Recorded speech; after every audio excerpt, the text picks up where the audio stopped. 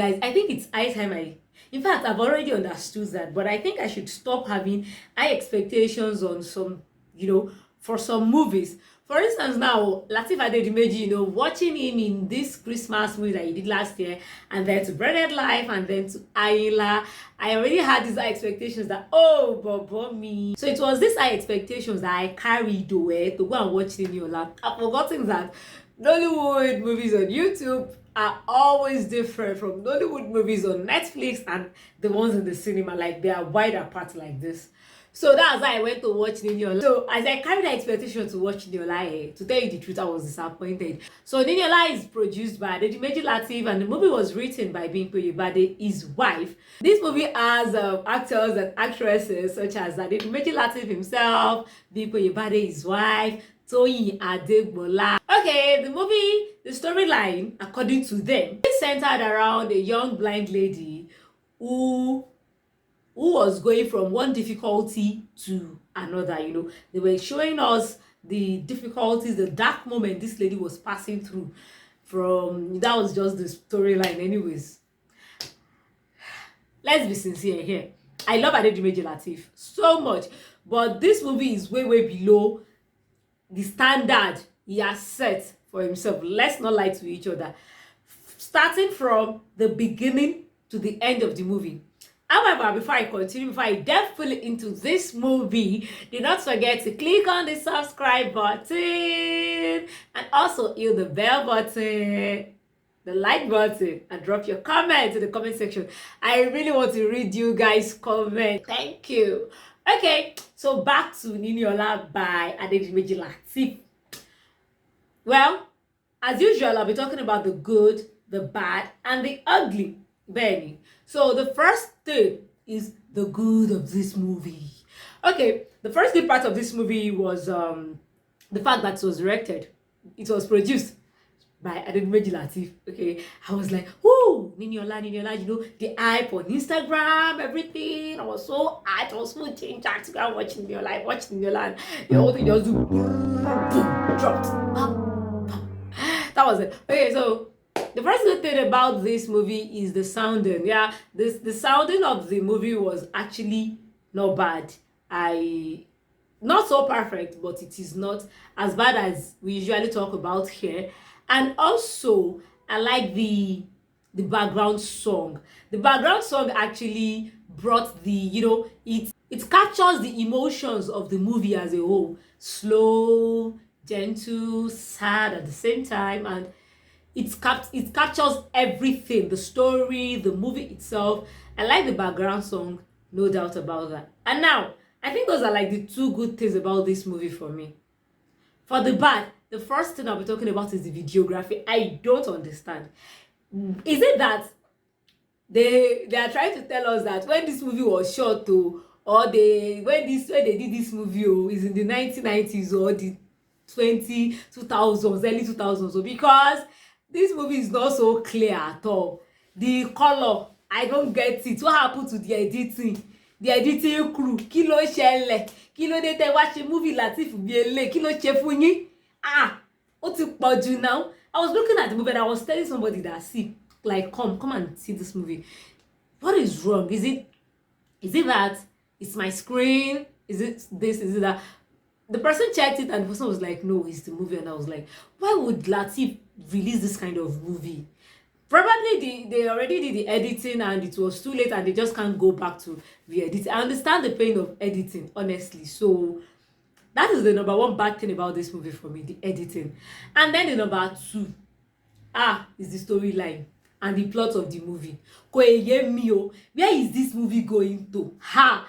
See, I won't be surprised if this movie has part 3, honestly. Ibo ni movie yin lo, we have no idea. We don't even know. She has a very nice voice according to the movie, and then she was going to one clubhouse to sing. Let me ask you, what is the purpose of going to club or bar? Shebi is to relax and unwind, and then you get to the bar one night and then you started hearing songs that will start making you think about life. Ọ̀rọ̀ ayé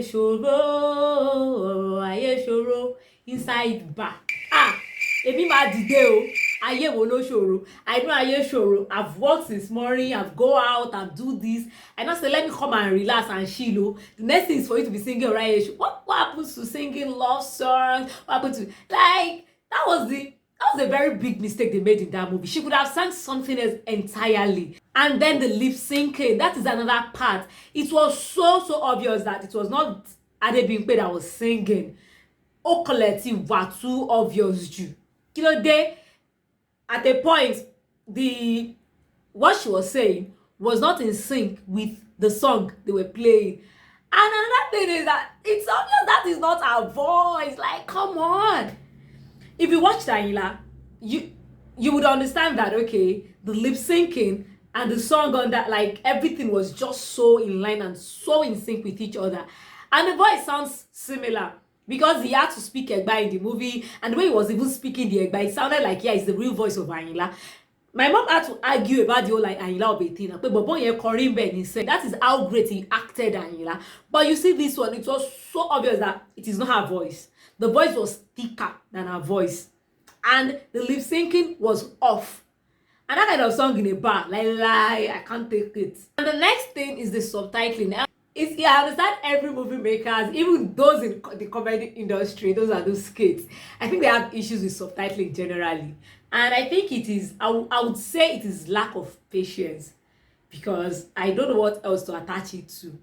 Abishe robots don't load it. Me, I would attach it to lack of patience, because there is, I've understand one thing, except it is a Netflix movie or a movie to be released in the cinema, they take their time to edit, do this, add one and two together. But the one on YouTube, it just seems like they will just finish production in 2 days and then boom, in 3 days release the movie on YouTube. It's like that's how they do it for us, because I don't get it. I'm not trying to ridicule their everything they put into it. No, I'm not doing that. I'm just saying this just so they can actually improve. If you really want to take Nollywood out there, then they really need to work on it. It's not watching a 2021 movie and it is looking like a movie shot in the early 2000s with a very whack camera. Yeah, that was what happened in Niniola. I believe in part 2 they would improve and they will be getting a very high quality movie. Okay, now the ugly part of this movie is the fact that we don't know where this movie is going. Like, they've not tied anything for us. Okay, she lost her father, she was gathering money for her mom, she met Lateef impregnated her, Lateef disappeared, and she lost her mom too. But I don't think she has known she lost her mom. It's really a dark life for her. It's really dark moments for the blind girl. Yeah, I mean, we're expecting more in part 2. Personally, I'm not looking forward to any part 2 whatsoever. Whenever it comes out, I'll watch it and I'll let you know. But hopefully they will improve on everything. And well, let's talk about one of those scenes I like in this movie. One of those things I like about this movie is the true friendship between Bimpe and her friend. Yeah, it's like the lady really helped Bimpe a lot. And it shows that they were not in any kind of toxic friendship. Look at it now. There was a time, the first time, the second time she took her to the bar, she was removing her money. I understand that, yes, there is no way Satan will not whisper that kind of side of mine and say, and she until the mom of Bimpe, caught her, told Bimpe, Bimpe felt bad about it and she challenged her friend. If it were to be this kind of toxic people, they'll be like, she be I was expecting that kind of, but she didn't flare up. She even apologized and she stopped stealing her money till they met Uncle Lati that was giving them money. Others are just there for me. The movie is just there for me. I'm not so excited about this movie, and really, I'm not so excited about this movie because I expect so much more from the combination, from the duo of Lateef and Bimpe. I expect so much more. But this is not what I was expecting, Niniola. Nah. So hopefully they improve in their part 2 and then we get to watch it and then we get to like, oh yes, this is the Lateef that we know. Before I end the show, do not forget to click on the subscribe button. Okay, now let me rate the movie. A friend of mine is actually rating the movie less than 4. Like, Mama was so disappointed. Like, you movie when you move when you buy to your what kind of movie is it? But me, I'm going to be rating it 4/10. And that is it. We've come to the end of today's show reviewing this Yoruba movie titled Niniola. You can go ahead and watch it. Do not forget to click on the subscribe button, and I'll be seeing you again next time. Click on the bell button so that whenever I drop my video, you get notified that I've dropped my video. And yes, when the part 2 is out, I'll be here to let you know it has dropped. Till some other time, thank you. See ya.